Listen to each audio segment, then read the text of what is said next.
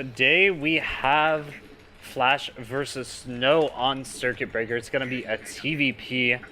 Up in the top left is Flash, down on the bottom right is Snow. I'm really excited to see this because honestly Snow was one of those players that I've been hyping up a lot in the PvT matchup over the last couple of months. He has shown pretty remarkable form overall, at least in PvT. His PvZ and PvP are still a little bit weak. They still need a lot of work. But as far as his PvT goes, it's very, very beautiful the way that he takes 3 bases with Reavers and transitions very beautifully into carriers and plays out that late game. He's really found a good way to solidly counter a lot of the pressures that Terrans put on in the early mid game and find a very nice transition into the late game. We've also actually seen him go into Corsairs as a follow-up to the carriers as well, getting Disruption Web to deal with large amounts of Goliath. So there's lots of really cool stuff that Snow has been innovating in this matchup, stuff that I'm really eager to see. However, he hasn't been playing as well in recent months, did not qualify for the ASL 4, has not really been performing on stream quite as well. But I do want to see how he plays up against Flash, who is, of course, Flash, the god of Brood War.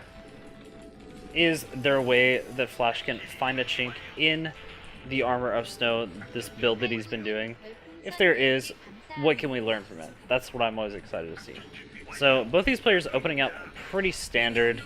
Flash is actually going to opt for the gas opening instead of a gasless opening, so it's going to allow him to put on a little bit of pressure early on, going for that Siege Tank expand. And that's going to be a little bit nice for him, just starting to put the pressure back on Snow. Meanwhile, Snow's going to be playing very passively, just going for the gateway into Cybernetic score. Probably just going to be going into 1 Dragoon expand, maybe a 2 Dragoon expand. We'll see how greedy he is. Looks like it's going to be a 1 Dragoon expand. Usually when you don't scout this early on, as you can see, Snow hasn't scouted at all. This is what I like to call the Stork build, which is you don't scout until your first Dragoon comes out, and then you send the Dragoon one side of the map, you send your Probe the other side of the map, and just expand off the back of that because you have extra minerals that you got from not scouting earlier on. So it's kind of an interesting build. It's a little bit greedy, it's a little bit dangerous if your opponent goes for some sort of pressure build, but in this particular case, I think that Snow is going to be fine. Here comes this Probe going out to scout now. And his Dragoon's probably going to be scouting in the opposite direction while he's trying to do that. Flash did pull guys off of gas for a little while, so allows him to go ahead and get a little bit more minerals so that he can go ahead and get a second factory up, potentially, or a faster expansion. We'll have to see what Flash decides to do. He did put 2 back onto the gas, so there's a possibility for a second factory to come down after this expansion, but definitely going to be expanding, both these players expanding at the same time. And right now, I'd say the game is pretty even overall. Both players just going to be chilling out, relaxing, and teching up pretty nicely. I'll have to see what Flash's first choice of tech is with his first 100 gas. Is he going to be going for Vulture Speed? Is he going to be going for Mines? Or is he just going to transition into that tank play that is so standard in this map? He does have the bunker coming down, so he can deal with the initial Dragoon pressure. However, looks like Snow's been really gritty with his Dragoons. He's only got 1 out still. Maybe a second one just got out. So still pretty low on the Dragoon count. Gonna allow him to get his tech up a little bit quicker, power a little bit harder on those probes, and there is the robotics facility as expected. Meanwhile, Flash looks like he is going to be going for Siege Tanks to follow up this as well. Still doesn't really know what his opponent is doing, hasn't been able to get any scouting information, so we can expect probably a fast engineering bay and just putting down a safety turret in the front. This is something that that Terran players have been doing more and more often, is instead of going for the Academy and scanning your opponent, it's easier to just go ahead and get the eBay and just play safe with turrets. It's a very easy way to play. He doesn't know what his opponent's doing, but he can assume that Snow probably went for some sort of Some sort of economic, safe expand build, or else he'd probably see more units at this time. So he's just going to repair this bunker. He's got this vulture, so the vulture is going to be able to get into the space to see what's going on. And this might be a little bit problematic because one vulture can kill infinity probes. However, this one Dragoon pops out just in time. Only 2 probes go down. So nicely done by Snow. Going to be able to hold that off very nicely. And going into that Reaver attack, as expected, going to allow him to safely take his 3rd base off the back of an already greedy expand off of just a single gate. It's been really beautiful. And actually, Flash does go into the Academy first. I'm actually quite surprised at that. Normally you see the eBay going down first, but instead it's going to be the Academy. He's going to go for that first scan in the main. Doesn't see anything. Second scan is probably going to come down in the natural. See what he can find. But it's so easy to hide things from the Terran player at this point. Seems like Flash wants to start getting aggressive. This might be a little bit crazy. He is going to be able to pick off at least one of these Dragoons, but one Dragoon traded for 1 tank, maybe even more. Flash making a lot of uncharacteristic mistakes. What was this move out? 3 blind tanks out into the center of the map. He's going to lose all of them.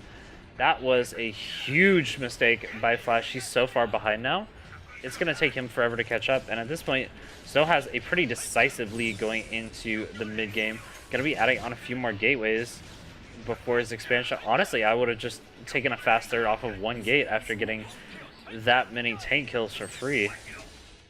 That was insane. Flash now going to have to be getting some turrets for the Reavers. Wants to make sure that he doesn't take any economic damage while his tanks are weak.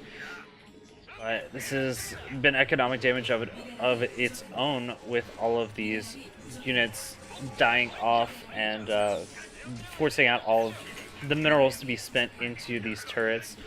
So now taking that 3rd base, he's up by 15 supplies, so he's in a fantastic spot. He's going to have observers coming out behind this as well, so not even mines and vultures will be able to actually stop Snow at this point in time.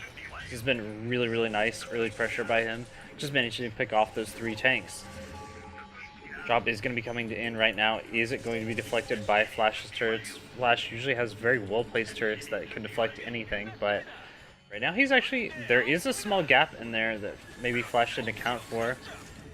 So this is going to get all the way into the mineral line, and right on top of these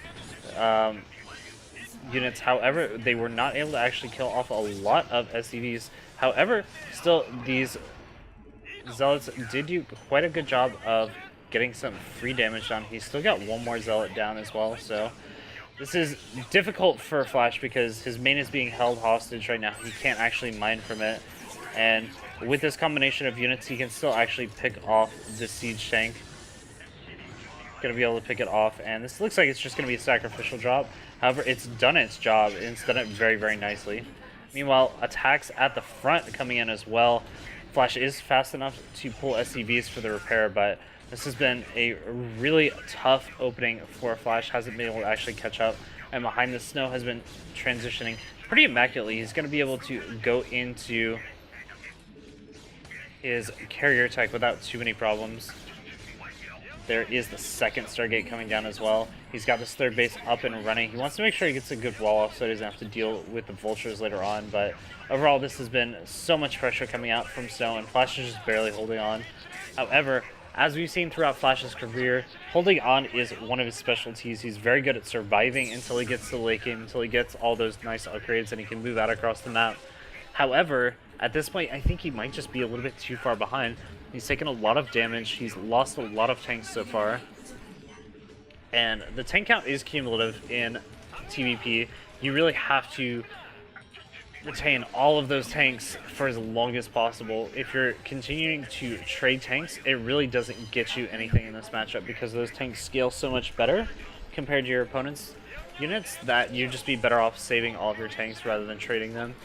And another drop looks like it is going to be coming down. It's just a pure Zealot drop, so maybe just a drop to pull some units into the main of Flash while he attacks over here at the front. Could also just be ready for a Bulldog to try to just come in and annihilate all of Flash's units here at the front. He's got to be careful about how he does this, though, because if he just runs in and loses all of his units, he could be in a lot of trouble. Taking it very fast 4th to follow up as well, so you can tell that Snow is pretty confident in what's going down. He's even going to be adding on gateways as money comes up. That's going to give him even more pressure out on the map. Does manage to cancel that one unit that's going down. He's actually just going to go straight in for the Bulldog Bust. Is he going to actually be able to get this? He didn't drop on the high ground, just on the low ground tanks. And he's going to be able to pick off a lot of these tanks over here. So this is a pretty decent trade overall because he has bought more time for the carriers. He has prevented Flash from actually taking that 3rd base. However, he did trade a lot of gateway units for that. So not the best trade in the world. However, since he has so much of this map control, since he's had so much time to just go ahead and power up, it's not a bad trade at all for him. He's going to have 4 bases up and running versus 2, maybe 3. And this Reaver drop also going to be very devastating. Going to be able to pick off these 2 tanks.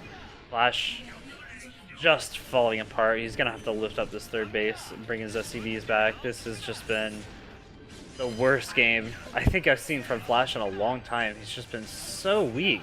And it's such a strange departure from what we normally see. Going to be able to kill off this SCV and prevent this 3rd base yet again.